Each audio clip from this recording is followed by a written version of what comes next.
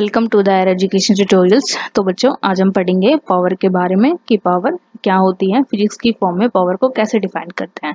So power is a rate of work in per unit time. इसको example के जरिए समझते हैं कि एक बंदा है जो 50 न्यूटन की फोर्स से एक बॉक्स को 6 सेकंड के अंदर जो है 8 मीटर तक मूव करता है। वहीं एक बंदा है उसी बॉक्स को 2 सेकंड के अंदर जो है 8 मीटर तक जो है मूव कर लेता है। तो जो ये डिफरेंस है टाइम का, ये शो करता है पावर का। ये आपकी पावर बताता है कि आप किसी काम को करने में 6 सेकंड लेते हैं और वहीं कोई दूसरा बंदा है वो 2 सेकंड में वो काम कर देता है, तो उसकी पावर ज्यादा हुई, आपकी पावर कम हुई। सुना होगा ना, किसमें कितना है दम। तो जो दम वाली बात है ये पावर से मेजर की जाती है। सो जो ये सवाल है इसको हम थोड़ा सॉल्व करने की कोशिश करते हैं ताकि हमें यहाँ पर पता चल सके कि पावर कैसे जो है फाइंड आउट करते हैं।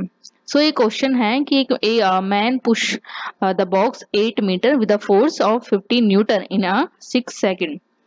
तो हमारे पास यहाँ पर है फोर्स, डिस्प्लेसमेंट और टाइम। तो और पावर का फॉर्मूला क्या होता है, वर्क अपॉन में टाइम। तो पहले हम वर्क निकालेंगे, force into displacement 120 joule. Work की एसआई यूनिट होती है जो है जूल। तो यहाँ पर वर्क अपॉन में टाइम 120 जूल और 6 सेकंड जो कि होगा 120 वॉट, जिसे हम जूल पर सेकंड में भी डिनोट कर सकते हैं, क्योंकि जो है वर्क जूल और टाइम की यूनिट होती है सेकंड, तो हम जूल पर सेकंड भी कर सकते हैं। वो 20 वाट काम करता है 6 सेकंड में। तो ये उसका रेट ऑफ वर्क हो गया कि किस स्पीड के साथ वो काम करता है। ओके, तो ऐसा यूनिट ऑफ वाट हमें पावर हमें पता चल गया कि 20 वाट होती है, जिसे हम जूल पर सेकंड जो है डिनोट कर सकते हैं। उसी तरीके से जो वाट है वो स्मॉलेस्ट यूनिट होती है पावर को मेजर करने के लिए। उसके बाद आती है किलो वाट और हॉर्स पावर। तो जो हमारा 1 हॉर्स पावर होता है वो इक्वल टू होता है 745.7 वॉट और 1 किलो वाट होता है हमारा 1000 वॉट के। तो ये दो क्वांटिटी हैं जो आगे याद रखने के रखिए, आपको आगे क्वेश्चन सॉल्व करने में हेल्प कर सकती है। तो चलिए वीडियो में आगे बढ़ते हैं।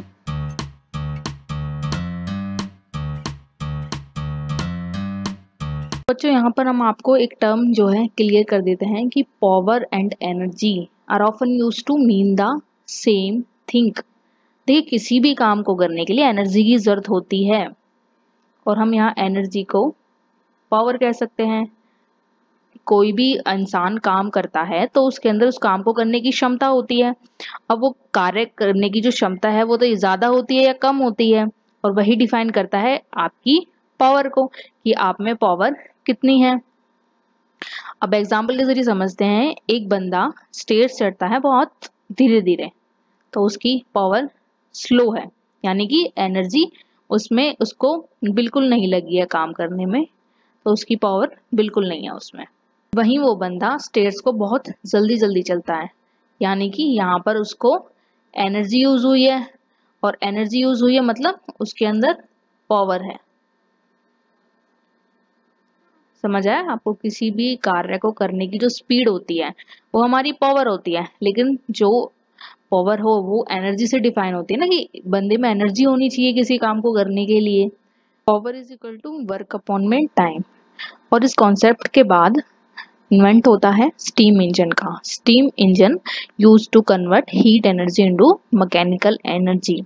आपने वास्प इंजन के बारे में सुना होगा, यानी कि स्टीम इंजन जहाँ पर पानी गर्म करके जो है स्टीम से जो है ट्रेन को मूव किया जाता था या ट्रेन चलाई जाती थी। ये पुराने टाइम की बात है। अभी तो जो है हमारे जो है रेल्स वगैरह है या इंजन्स वगैरह हैं वो इलेक्ट्रिसिटी से चलते हैं या पेट्रोल वगैरह से चलते हैं। ओके, सो जो ये कॉन्सेप्ट है पावर इज वर्क अपॉन में टाइम, ये इन्वेंटर था स्टीम इंजन का, कि स्टीम इंजन को चलाने के लिए कितने अमाउंट में पावर चाहिए कि वो वर्क पूरा हो सके। तो जो ये कॉन्सेप्ट था वो इन्वेंट किया था जेम्स वॉट ने, जो कि एक स्कॉटिश इंजीनियर थे, जो इस कॉन्सेप्ट को लेकर आए थे कि हम जो है एनर्जी को हॉरोस्कोप में मेजर कर सकते हैं। और जिस तरह से एनर्जी यहाँ पर मेजर करने के बाद स्टीम इंजन का उन्होंने इन्वेंशन किया, वो सब आता है इलेक्ट्रिक पावर का, जो हम अपने घरों में यूज करते हैं, light bulb, hair dryer, heat, stereo, radios, after all सभी चीज़ों में हम ये चीज़ें इलेक्ट्रिसिटी का यूज करते हैं, जिसे इलेक्ट्रिसिटी पावर यहाँ डिफाइन किया गया है। मान लीजिए हमें अपने घर का बिजली बिल निकालना है, तो आप किसी कंप्यूटर को 0.200 किलोवाट की पावर से जो है 6 आवर चलाते हैं हर दिन, तो 30 दिन तक आप उसको यूज करते हैं। ओके, तो मंथली बिल आता है इलेक्ट्रिसिटी का, तो हमारा पर किलोवाट आवर 0.120 खर्च होता है। तो हमारी क्या बिल आएगा, ये हमें फाउंड आउट करना है।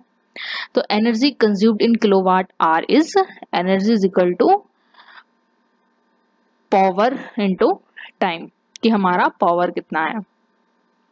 तो पावर हमारा है 0.200 किलोवाट, ये हमारी जो है पावर है कंप्यूटर की, इनटू में हमने टाइम किया है, तो हमारा है 36 किलोवाट पर आवर एनर्जी हमारी यहाँ पे आई है।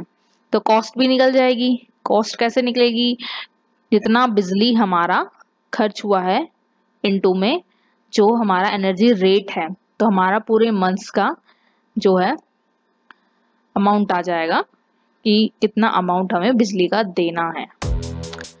सो गाइज, ये था कॉन्सेप्ट पावर का कि हम पावर को कैसे डिफाइन करते हैं।